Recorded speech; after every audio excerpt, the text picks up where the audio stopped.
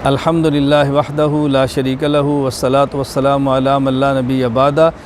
गुज़श्ता कल मैं सफ़र में था और दौरान सफ़र ये ख़बर पड़ी कि अफ़गानिस्तान में बहुत बड़ा ज़लज़ला आया जिसमें बहुत ज़्यादा जानों का नुकसान हुआ है, बहुत सारे लोग ज़ख्मी हुए हैं, मकानात तबाह हुए हैं।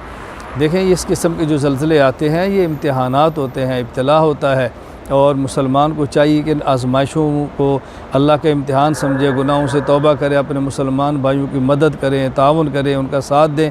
अल्लाह ताला में इस दुख दर्द में अपने मुसलमान भाइयों के साथ खड़ा होने की तौफीक अता फ़रमाए, अल्लाह ताला में मदद की तौफीक अता फ़रमाए। दुआएँ भी करें, दामे दिल में सुख लें, उनकी मदद भी करें। और जहाँ कहीं मुसलमानों पर आफ़त आएँ हमें साथ खड़ा होना चाहिए। मुसलमान क्या, बतौर इंसान किसी काफिर पर भी आफ़त आए तो तब भी हमें साथ देना चाहिए।